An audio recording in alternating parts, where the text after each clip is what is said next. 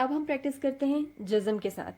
ہم نے پیچھے ایک اور چیز پڑھی ہے جس کو ہم بولتے ہیں حروف مدہ اور حروف لین. ان کو بھی ہم پریکٹس کریں گے. فار ایگزامپل ورڈ ہے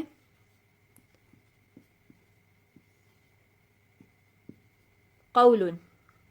اب قو میں جو واو ہے، واو ساکن جس سے پہلے زبر آئے یہ واو لین ہوتی ہے، اور وہ یا ساکن جس سے پہلے زبر آئے وہ یا لین ہوتی ہے.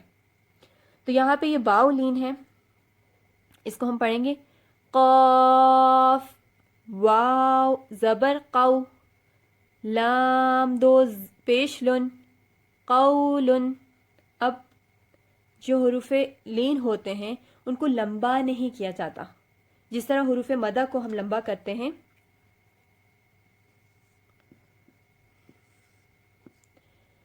قاف الف زبر قا، لام زبر لا، قال قول قال.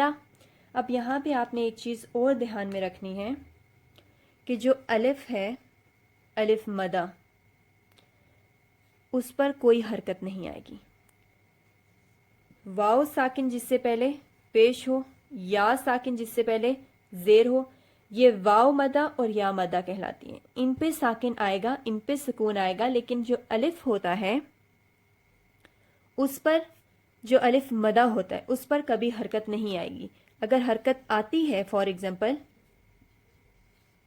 کا سن، کاف حمزہ زبر کا، ہم اس کو کاف الف زبر کا نہیں پڑھیں گے کیونکہ جو الف حرکت لے لیتا ہے وہ حمزہ بن جاتا ہے. اور اب میں آپ کو یہاں پہ ایک اور بات بتاتی ہوں جو میں نے جزم والے لیسن میں نہیں بتایا، کہ اگر حمزہ کے اوپر جزم آتی ہے، دس از دا اونلی لیٹر جس کے اوپر اگر جزم آئے گی تو ہم جھٹکا دیں گے. کاف حمزہ زبر کا، سین دو پیش سن کا سن، جیسے ہم پڑھتے ہیں اقرا، اینڈ پہ جھٹکا دیتے ہیں. جس حمزہ کے اوپر بھی جزم آئے گی اس پر ہم جھٹکا دیں گے. اس کے علاوہ ہم یا لین کو پریکٹس کر دیتے ہیں. زا یا زبر زئی، دال دو پیش دن زیدن، زیتون. جو ورڈ ہے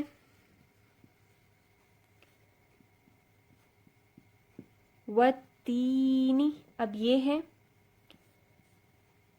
مدہ، کیونکہ یا ساکن جس سے پہلے زیر آئے وہ حروف مدہ میں سے ہے، یا ساکن جس سے پہلے زبر آئے وہ حروف لین میں سے ہے. زیدن وتینی. اب یہاں پہ ہم شد کو بھی پریکٹس کر لیتے ہیں. واو تا زبر وت. اب اس کو ہم، کیونکہ ہم نے اس کی بھی حرکت پڑھنی ہے، اب اس کو ہم آگے یا کے ساتھ ملائیں گے کیونکہ یا بھی ساکن ہے. اگر یا پر حرکت ہوتی تو پھر نہیں ملاتے. تا یا زیر تی، اب ملائیں گے وتی، نون زیرنی وتینی. اب یہاں پر ہم لمبا کر رہے ہیں، یہاں ہم لمبا نہیں کر رہے. بہت سے الفاظ ایسے آئیں گے جن میں حروف مدہ ہوں گے اور صرف زبر زیر پیش والی حرکات ہوں گی.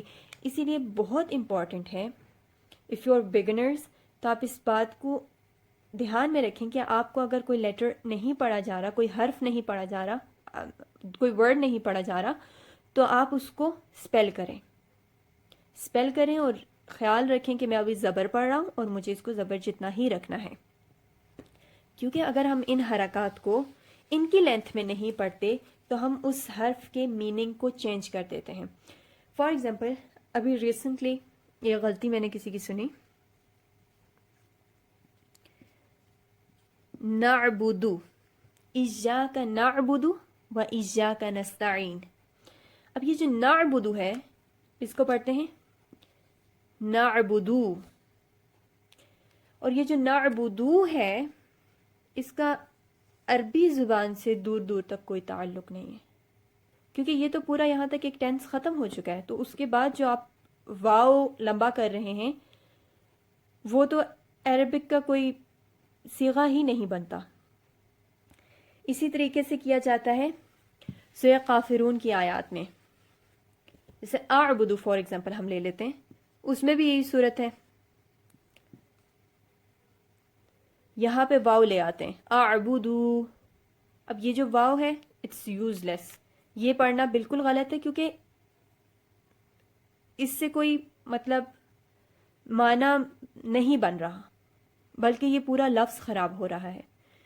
تو ان باتوں کا بہت زیادہ دھیان رکھنا ہے۔ دوسری بات